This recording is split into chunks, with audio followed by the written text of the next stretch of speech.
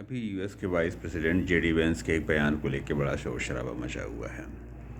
मुझे ये समझ में नहीं आ रहा कि आखिर ये शोर शराबा क्यों मचा रहा हुआ है। मैंने काफ़ी पहले एक वीडियो बनाया था, शायद 4-5 महीने पहले, कि आखिर डोनाल्ड ट्रंप क्यों इस किस्म की हरकतें कर रहा है जो हमें बुरी लग रही हैं। तभी मैंने बताया था कि डोनाल्ड ट्रंप एक वाइट सुपरमेसिस्ट क्रिश्चियन है और वो पॉलिथिस्ट हिंदू जो कि काले रंग के हैं उनसे घृणा करता है।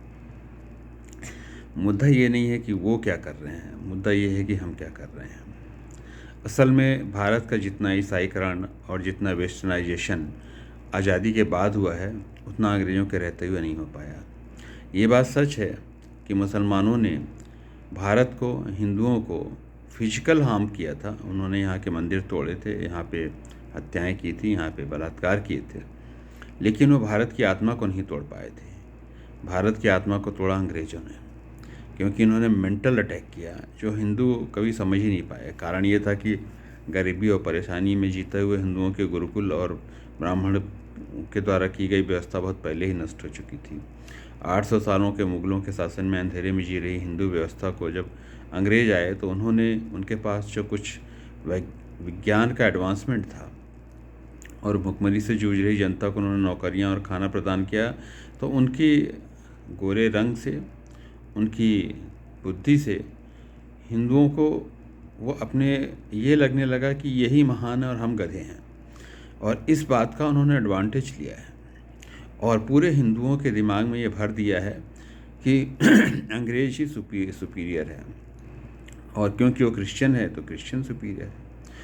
अंग्रेज़ों की जाने के बाद जो हमारी यहाँ की सरकार बनी वो असल में काले अंग्रेज़ों की थी। उसमें से 90% लोग, नेहरू से लेके गांधी, ऐसे थे जो इंग्लैंड में या ब्रिटेन में पढ़ाई करके आए थे और जिनके मन में ब्रिटिश या फिर यूरोपियन कल्चर की बड़ी गहरी छाप थी, और वो यूरोपियन प्रोपेगेंडा को ही आगे बढ़ा रहे थे, जहाँ पे भारत की संस्कृति को नीचा, भारत के लोगों को नीचा और भारत के धार्मिक अनुष्ठानों को नीचा बताया जाता रहा हो।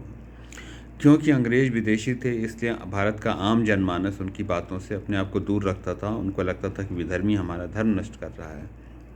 लेकिन जब काले अंग्रेज, मतलब भारत के में पैदा हुए उन लोगों का, जो मन से अंग्रेज थे, उनका शासन शुरू हुआ, और उसमें से ख़ास तौर पे पंडित नेहरू, भाई पंडित जी बैठ गए। जब इन लोगों के जैसे लोगों का शासन शुरू हुआ, जिनके मन में पूरी तरीके से ईसाईयत थी और वेस्टर्नाइजेशन था, लेकिन सिर्फ शक्ल से वो भारतीय थे, इसको हिंदू समझ नहीं पाया। और 100 सालों में आप देखिए क्या पढ़ाया गया आपको।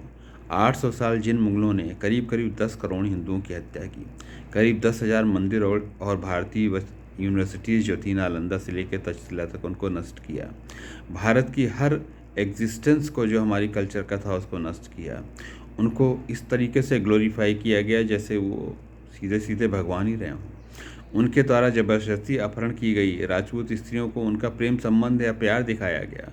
आप देख सकते हैं, बहुत सारी ऐसी स्टोरीज मिलेंगी आपको। भारतीय और हिंदू एक अकेली ऐसी कम्युनिटी है जिसके अंदर बहुत ही ज़्यादा हीन भावना भरी हुई है। आप अपना सम्मान कहाँ करते हैं जनाब? जब आप खुद अपना सम्मान नहीं करते हैं तो कोई और आपका सम्मान क्यों करेगा? जेडी वेंस जो भी कुछ कह रहा है वो सीधे सीधे हिंदुओं, तुम्हारे गाल पे एक तमाचा है। अगर आज़ादी के बाद भारत की प्राचीन संस्कृति का सम्मान किया गया होता, इस देश को वैदिक रीति रिवाजों के लिए आगे बढ़ाया गया होता, तो शायद ये देश आज सम्मानित स्थिति में होता।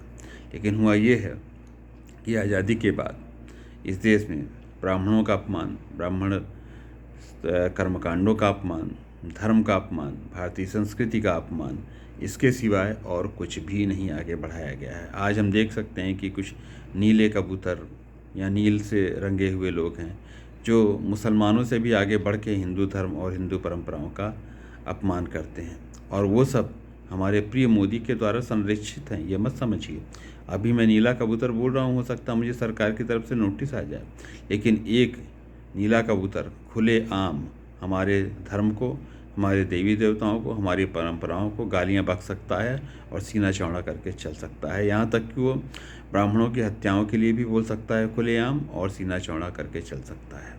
तो जिस देश में इस लेवल की स्थिति आ गई हो सांस्कृतिक, आप उस देश के बारे में क्या सोचते हैं?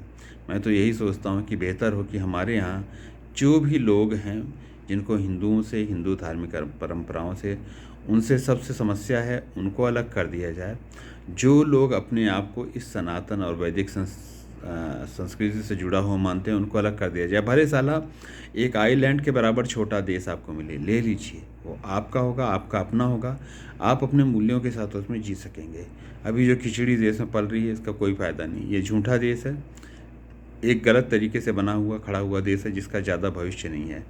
बेहतर होगा कि भारत के जो सवर्ण हैं, वो लोग जो अपने आप को हिंदू या सनातनी मानते हैं, वो लोग जो अपने आप को वैदिक संस्कृति से जोड़कर सम्मानित महसूस करते हैं, भले आपको छोटे से छोटा एरिया भी किसी देश का मिले, किसी जगह का मिले, उसको देश में कन्वर्ट कीजिए, वहाँ पे रहिए, अपने ढंग से वापस अपनी परंपराओं को जीवित और ज़िंदा कीजिए। जहाँ पे भी आप रहेंगे, अगर आप अपनी मूल परंपराओं से जुड़े रहेंगे, आपका विकास होगा, आपका सम्मान होगा। भारतीय खुद अपनी परंपराओं का सम्मान नहीं करते, अपने धर्म का सम्मान नहीं करते, अपने देश का सम्मान नहीं करते, इसलिए भारतीयों का दुनिया में कहीं भी सम्मान नहीं है। रोने की कोई बात नहीं है, जेडी वैंस बिल्कुल ठीक कह रहा है।